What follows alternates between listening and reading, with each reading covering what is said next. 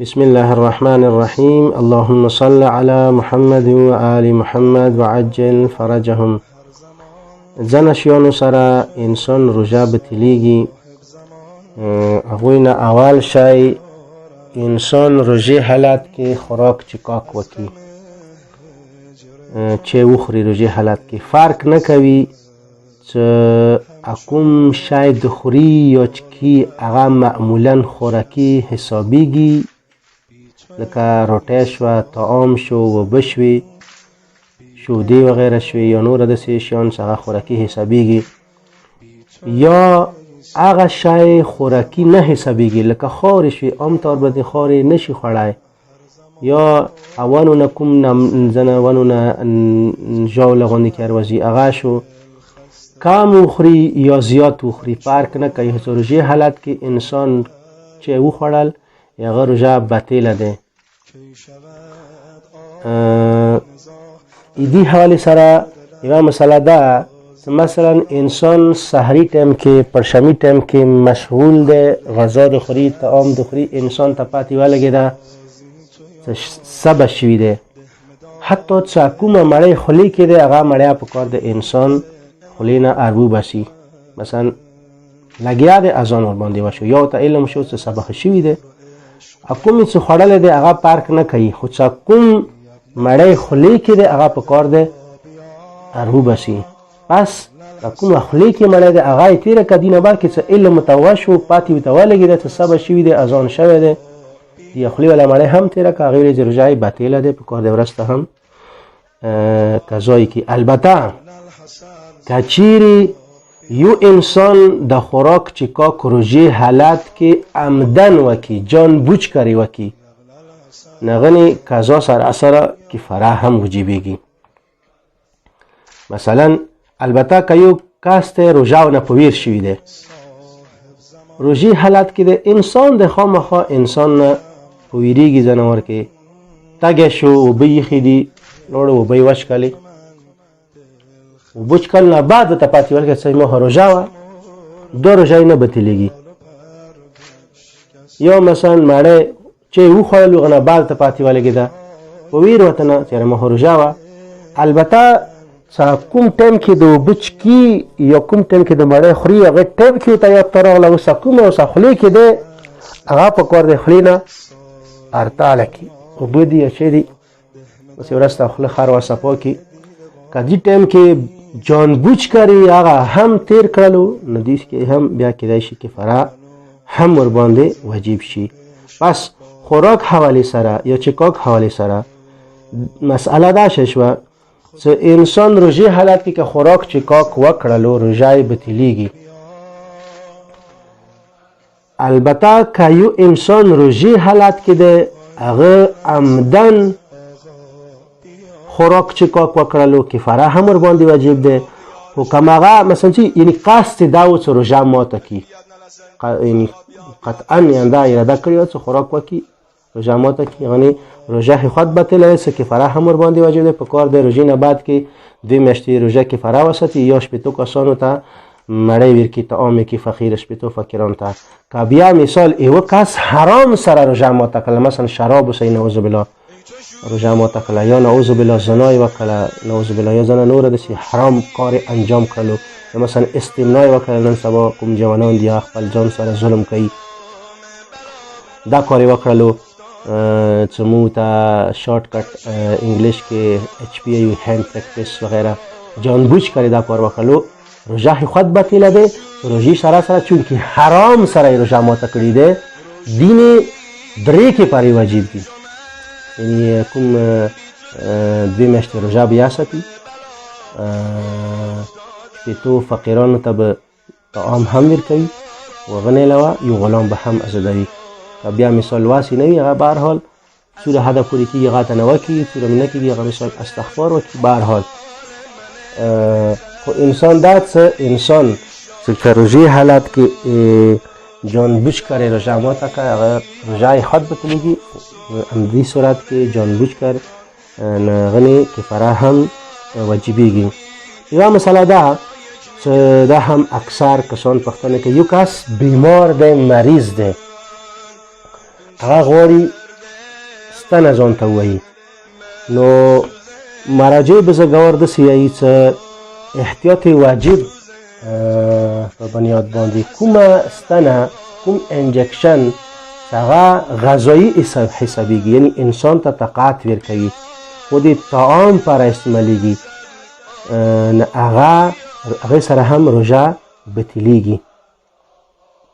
البته هغه ستنې چې هغه طعام پر نه استعمالیږي، هغه صرف مثال بهسه پر بهوشه پر استعمالیږي چې انسان کوم وز کستنه وایي، کوم ځای کستنه وایي، کوم بدن، کوم اعضا و جوارح دي، هغه صرف بهس کېږي، مثلا بهوشه پر استعمالیږي، هغه روژه نه بطلوي. یوه مسئله ده چې انسان روژې نه بعد پکار دی چې کله خوراک وکړي، سحري وکړي، پکار دی هغه غاښونو اخلال وکړي، یعنی لرګي ساچي سره یا مثال مسواک وکړي، چې کوم خولې کې چې پاتې دي هغه خولې نه پکار دی صفا کړي. البته دا لازم نه دی، لازم نه دی، او که انسان ته دا یقین و چې د کوم خولې کې ځنه خوراک پاتې کېږي هغه اذان نه بعد دا ورسه تېرېږي، نو بیا پکار دی چې هغه اخلال وکړي، هغه پکار دی غاښونه مسواک وکړي، او بیا روژې نه بعد مثال دې اخلال نه و کړی، مسواک یې چې نه و کړی، خولې نه و صفا کړي، اذان سب اذان وشو، هغه نه بعد حدیث خولې کې کوم مواد پاتې و، ځنه مثال خوراکي شیان هغه ورسره تېر شول، نو بیا احتیاطاً دې روژې پکار دی قضا هم وکړي. البته ځنه مجتهدین کېدای شي هغه ډایرکټ فتوا ورکړې وي واجب صورت باندې. البته یو شی دی چې انسان کومې خولې والا کومه آب دهان چې کوم دی توکي مو ته وایو، هغه که انسان سره تېرېږي هغه روژه نه بطلوي، اگر چې ځنه ورکې انسان چې ته تبه وشي، طعام دی، مړی دی، غذا دی، مثلا ځنه کسان هغه ځنه خوراکي شیان وکسي، موږ په پښتو کې چې خولې کې اوبه راغلې ورته، خولې کې اوبه راشي، ولو هغه خولې کې کوم غذا دی هغه خوند محسوس ویلی نه کړي، لکه مثلا یو شی تاک دی د خولې کې تکوالی محسوس کړي، یو شی خوږ دی خولې کې خوږوالی محسوس کړي، خوراک نه دی کړی، صرف نظر سره یې تکوالی یا خوږوالی محسوس کړلو، دا څه ورسره تېرې شولې، دې سره روژه نه بطلېږي.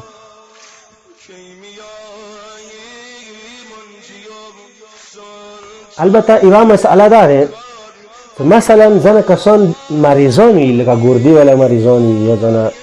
مثال ځنه نور مریضان وي، شوګر والا، څنګه روژه نشي مثلا روژه نشي ساته، یا ساتي خو ډېره زحمت سره روژه ساتي. ځینو کسانو ته یې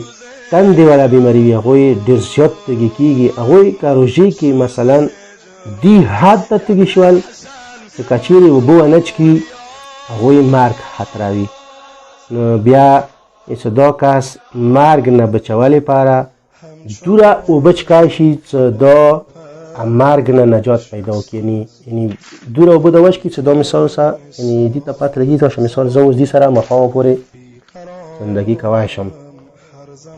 روژه یې بطلېږي، البته دې روژې په کار دی بیا وروسته قضا وکړي، خو دا اجازت ورته شته چې مثال کله زیات انسان برداشت نه خبره وځي، دا اوبه انسان دې حده پورې څښی شي چې هغه اوسه زنده پاتې شي. اندیشان سره طعام حوالې سره چې یو کس دی هغه دوره حده پورې ضعیف شي روژې کې چې خپل ضعف وجې نه چې هغه ډېر زیات یعنی سختي ته یعنی معمولا هغه وشه برداشت نه وتی وي، دې صورت کې هم بیا هغه خوراک کولی شي، خو روژه یې بطلېږي، وروسته پکار دې روژې بیا قضا وکړي. یوه مسله بله ده، مثلا ځنه ښځې یا حتی مثال پلران، میندې، پلران، هغوی خونې کې واړه بچي وي، یا مثلا ځنه کسان خونې کې پرندې وغیره ساتي، هغوی ته غذا ورکوي، مثلا وړوکی بچی دی هغه خپله خولې کې مړی نشي چباو کوی، پلار یا مور دی هغه ته خپل خولې کې خاروغه ته مړې برابره کی ته چباوي کی خاروغه خولې کې ته وجوي هغه نه بعد ور کوي. نو دې صورت کې انسان که مثلا اتفاقا یعنی به اختیار او څه خوراک غذا ولا خولې ته یعنی حلق نه تیر شولو روژه نه بتلیږي. البته که ورته علم و چې زه د خولې کې ورته بچي ته غذا کوم طعام یا نغه روټۍ وغیره طعام چې د هغه ورته خولې کې میده کوم ما څه هم حلق نه تیریږي دا شی ورته علم و بیا یې هم خولې کې ورته میده کړله ویژوله ورته کوم روټۍ و طعام و چې و خوراکي شی و